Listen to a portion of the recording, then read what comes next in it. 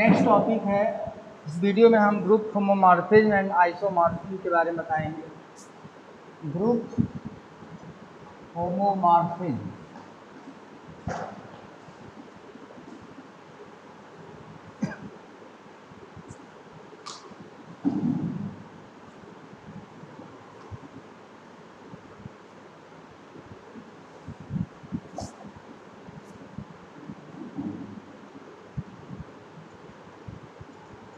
Group homomorphism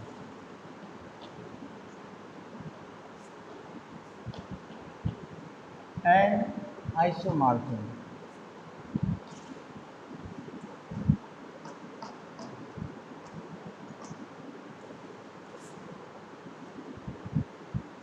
तो group homomorphism में है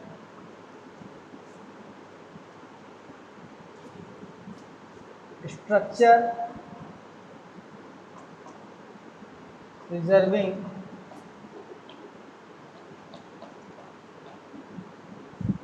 maps between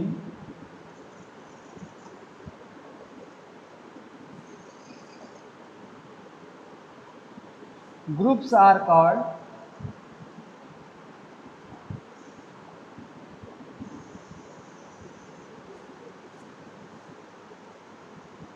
morphism।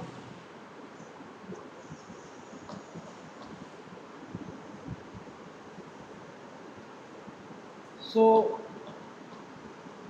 to relate two groups require notions about such map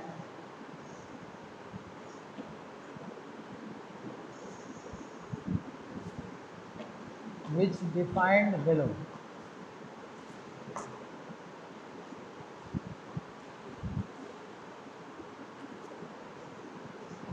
तो ये basically जो है वो दो ग्रुप के बीच में मैपिंग। देखिए, structure preserving maps between groups, दो ग्रुप के बीच में मैपिंग है जो मॉर्फिज्म होता है। अब होमोमॉर्फिज्म आइसोमॉर्फिज्म में रहेगा तो मैपिंग ही, लेकिन कुछ अलग अलग कंडीशन के साथ रहेगा। तो अब इसी क्योंकि दो ग्रुप मैपिंग है बिटवीन ग्रुप, तो दो ग्रुप आपको सपोज करना पड़ेगा। तो late G1 * 1 and G2 * 2 be two group। दो ग्रुप्स अब हमने सपोज कर लिया,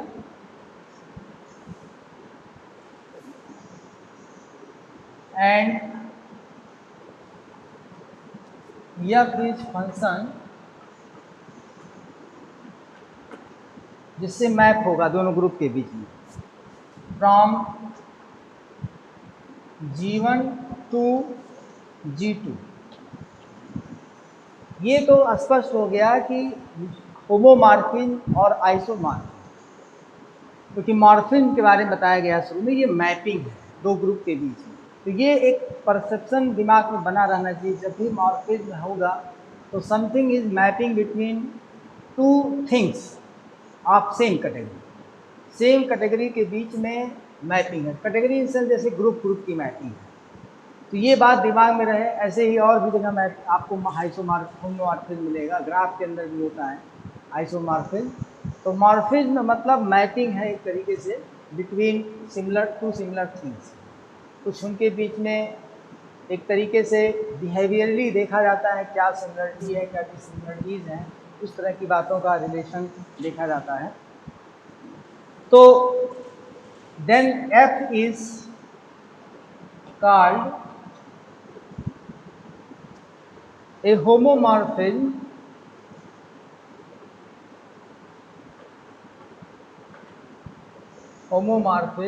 of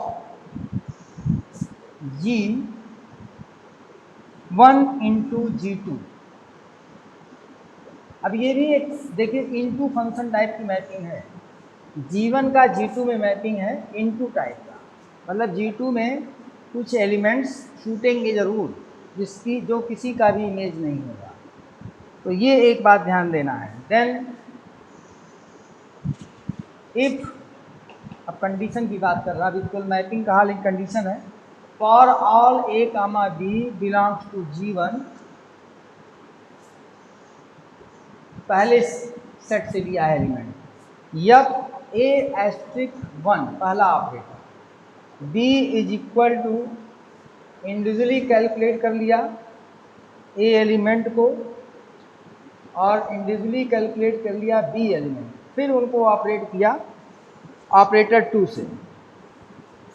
तो ये शर्त अगर फॉलो करेगा तो होमोमॉर्फिज्म हो जाएगा। और ये बहुत ही इंपॉर्टेंट फार्मूला है कंप्यूटिंग पॉइंट ऑफ व्यू से, AQ में डेफिनेशन पूछा जाता है। तो मॉर्फिज्म का मतलब है मैपिंग से, टू सिमिलर थिंग्स के बीच में सेम कैटेगरी के चीज़ें हों उनके बीच में मैपिंग है। कि ग्रुप है, दोनों के दोनों ग्रुप हैं, उनके बीच में मैपिंग हो रही है, इस नाते दो ग्रुप लिया गया है। और ये बताया गया जीवन की मैपिंग इनटू G2 है, इनटू टाइप का ये मैपिंग है।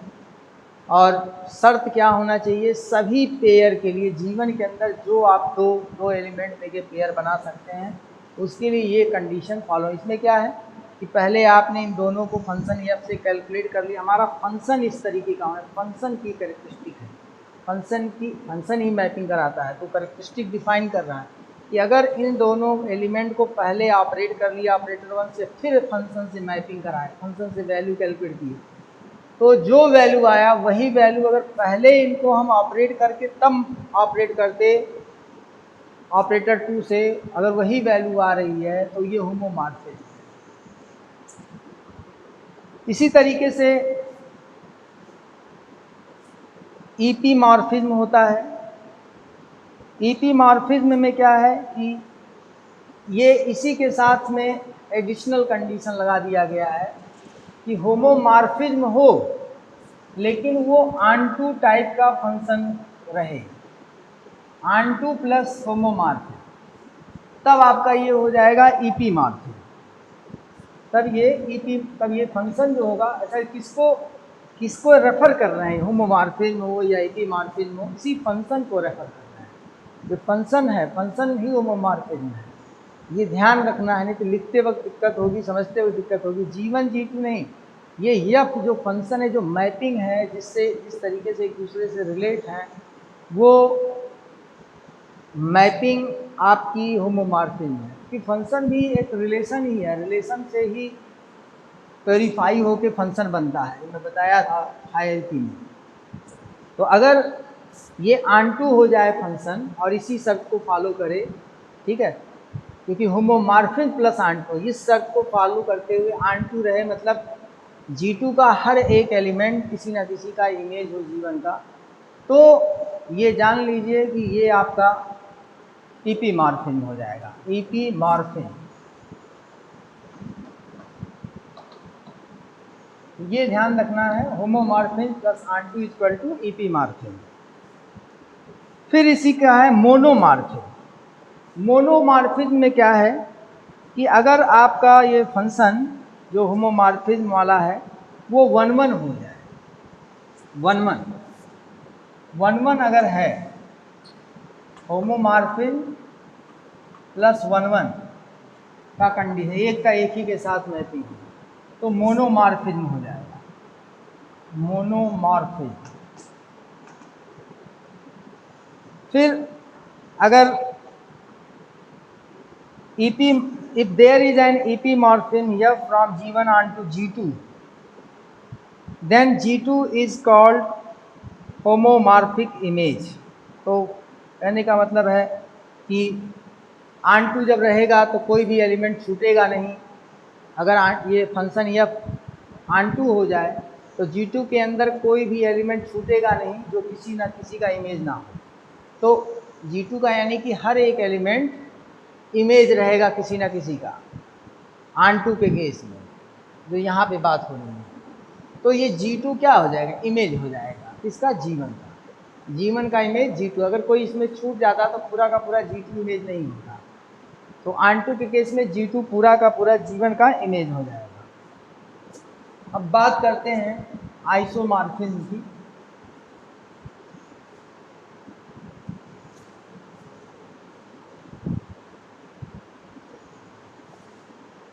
अगर हम आइसोमॉर्फिज्म की बात करेंगे तो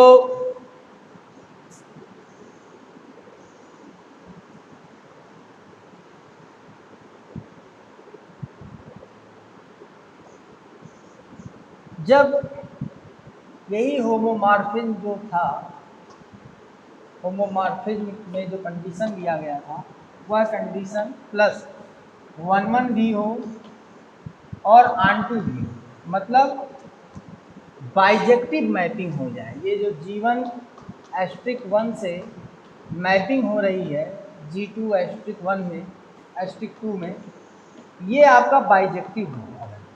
ये मैपिंग, इस मैपिंग की हम बात कर रहे हैं, मैपिंग अगर आपका बाइजेक्टिव हो जाए तो ये आइसोमॉर्फिज्म हो जाएगा। तब आइसोमॉर्फिज्म मतलब कहने का मतलब है कि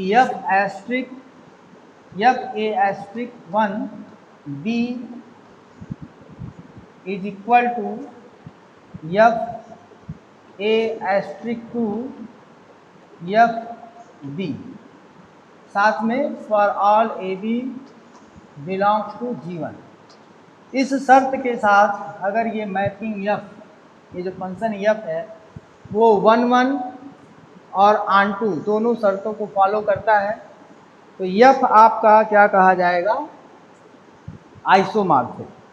और बोला क्या जाएगा, G1 is isomorphism into G2, into and onto G2, क्योंकि इनटू और आंटू दोनों बातें हो रही है। सेंटेंस इसी नाते में फिर से रिपीट कर दे रहा हूँ। A homomorphism F of a group G1 into a group G2 is called isomorphism of G1 onto G2। तो बहुत इसको कॉम्प्लिकेटेड वे में मत देखिए, बस सिंपल ये है कि G1 से G2 में जो मैपिंग है अगर वो बाइजेक्टिव है और इस शर्त को फॉलो कर रही होमोमॉर्फिज्म वाली, तो ये क्या हो जाएगा, आइसोमॉर्फिज्म।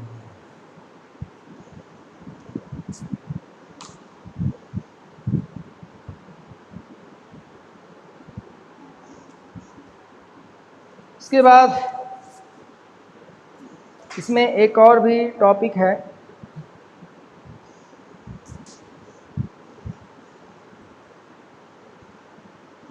जब ये G1 G2 आपके आइसोमॉर्फिक होते हैं तो उसको सिंगुलरली ऐसे डिनोट कर सकते हैं, जैसे हिंदी में आप लोग कॉन्ग्रुएंट ट्रायंगल, इसमें मैथ में ट्रायंगल की बात, कॉन्ग्रुएंसी की बात करते थे, उसी तरीके से तो G1 कॉन्ग्रुएंस का साइन बनाते थे, हिंदी में उसको सर्वांशम बोलते हैं।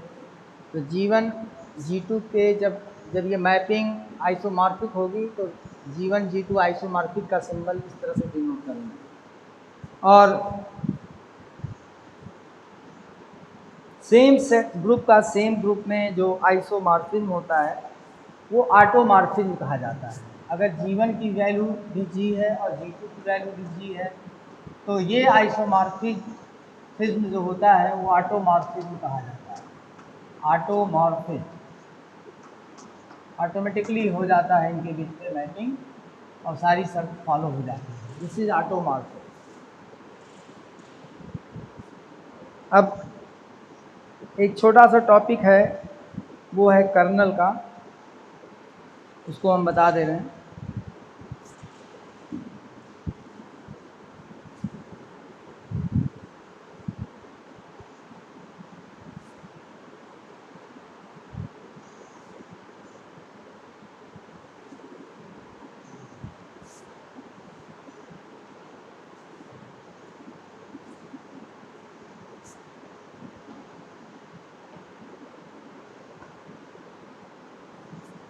तो the kernel of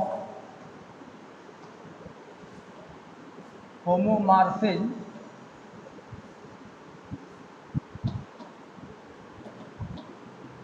f of a group G1 into a group G2 is the set of elements। तो ये ध्यान देना एक सेट होता है करना। अब कुछ शर्त होगी, उस शर्त को बस हमें ध्यान देना है। सच दैट मैं यहाँ लिख के उस शर्त को बता दे रहा हूँ। Such that kernel of f is equal to a belongs to G1, मतलब वो G1 में होना चाहिए। ऐसे एलिमेंट जो कर्नल में आएंगे वो G1 में हों, और f of A2 f of A is equal to E2 होना चाहिए, जो कि चिर परिचित एलिमेंट है, identity element of G2। E2 is identity element of G2। अब ये एक भी हो सकते हैं, एक से अधिक भी हो सकते हैं, कि मतलब जीवन के अंदर मान लीजिए ABCD 4 एलिमेंट हैं, चारों का मैपिंग सेकंड वाले ग्रुप के आइडेंटिटी एलिमेंट से हो रहा है। तो f of A equal to V2 होगा, f of B equal to V2 होगा, f of C equal to V2 होगा, f of D equal to V2 होगा। यानी कि जो एलिमेंट सेकेंड ग्रुप के E2 से मैप करेंगे उन सब का एक सेट बनाएंगे और वो कर्नल ऑफ फंक्शन हो जाएगा। तो इसको समझना बहुत ही आसान था।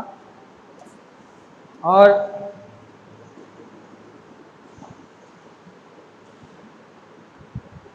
इस पे होमोमॉर्फिज्म पे एक एग्जांपल कर लेते हैं। तो कर्नल आप लोगों को समझ में आ गया होगा कि पहले ग्रुप के जितने भी एलिमेंट हैं, अगर वो जो एलिमेंट सेकंड ग्रुप के आइडेंटिटी एलिमेंट से मैप कर रहे हैं, उनका अगर एक सेट बना दिया जाए तो उस फंक्शन का कर्नल बोलते हैं उसको। तो कर्नल एक सेट होता है, ये दिमाग में रखना है, कुछ और नहीं खास था उसमें। एग्जाम्पल एक करा दे रहे हैं होमोमॉर्फिज्म पे।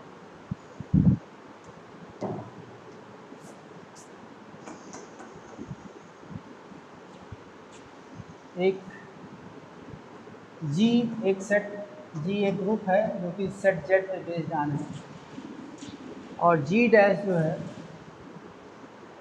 जिसमें दो एलिमेंट लिए गए हैं 1 माइनस 1, और दोनों के दोनों मल्टीप्लिकेटिव ग्रुप हैं, द मल्टीप्लिकेटिव ग्रुप।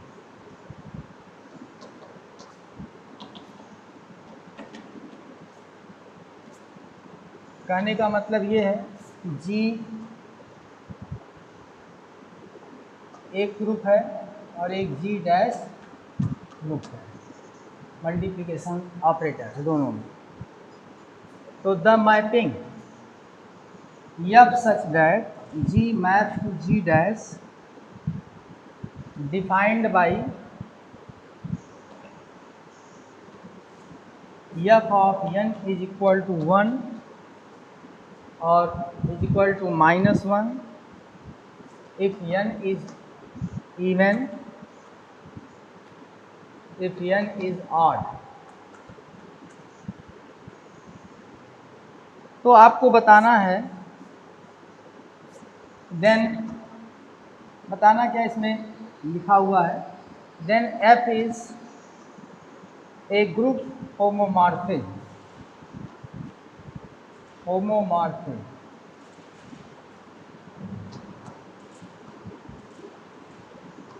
कैसे है, अगर मान लीजिए प्रूव करने को आ जाए कैसे ये हो रहा है, उसके लिए देख लीजिए प्रूफ।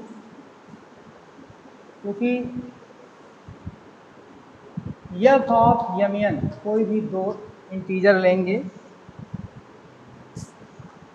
वो equal to fm into fn ही आएगा, क्योंकि दोनों ही ऑपरेटर जो हैं हमारे वो मल्टीप्लिकेशन साइन के हैं, ठीक है, मल्टीप्लिकेशन साइन के दोनों हैं।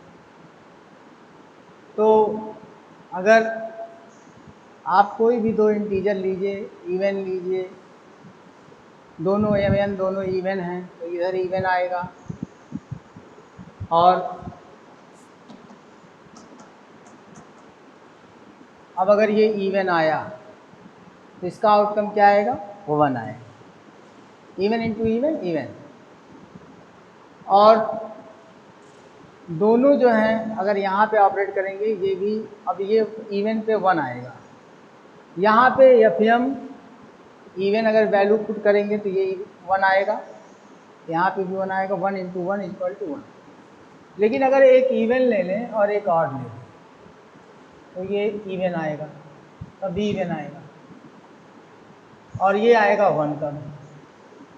ये भी इवन और ऑड दोनों निगेटिव आ जाएंगे। तो इसी वजह से थोड़ा सा मुझे भी डाउट हो रहा था, क्वेश्चन में करेक्शन कर लेते हैं कि प्लस ऑपरेटर है, थोड़ा सा मुझे भी ये डाउट लग रहा था। ये प्लस ऑपरेटर है और ये इंटू ऑपरेटर है, तो यहाँ पे इसी नाते प्लस बन जाएगा। अब आपका ये सही हो जाएगा। कोई भी दो अब इंटीजर लेंगे तो अगर इन दोनों में कोई एक ऑड है तो ये ऑड ही आएगा।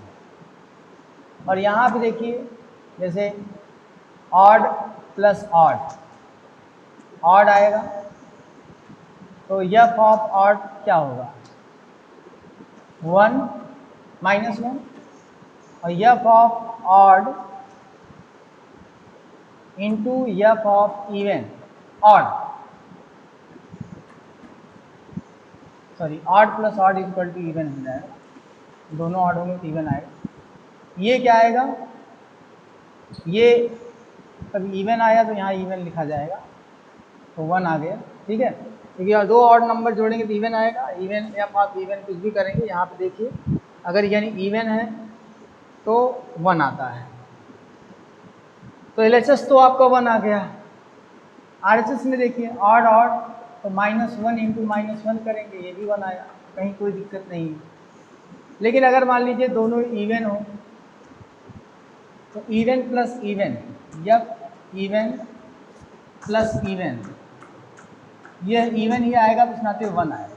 और F of even into F of even is equal to 1 into 1 equal to 1। यहाँ पे भी एलएचएस आरएचएस दोनों सेम आ रहे हैं, दोनों एक ऑड एक इवन कर लीजिए, F of odd plus even, तो ये ऑड आएगा दोनों, कोई भी ऑड नंबर इवन के साथ ऐड करेंगे तो ऑड दोनों आएगा मिला के, वो -1 आएगा। और F of odd into F of even करेंगे तो ये -1 और ये 1, तब भी आपका सेम आना है, तो इसी नाते होमोमॉर्फिक। तो इसमें जो समझना था वो यही था कि ये n अगर ऑड है, इवन है तो 1 आता है, ऑड है तो -1 आता है। तो यहाँ पे स्ट्रक्चर होता होमोमॉर्फिज्म का शर्त होता है, for all A B belongs to first set, ये एमएल फर्स्ट सेट ही है, तो ये शर्त होमोमॉर्फिज्म के लिए रहेगी।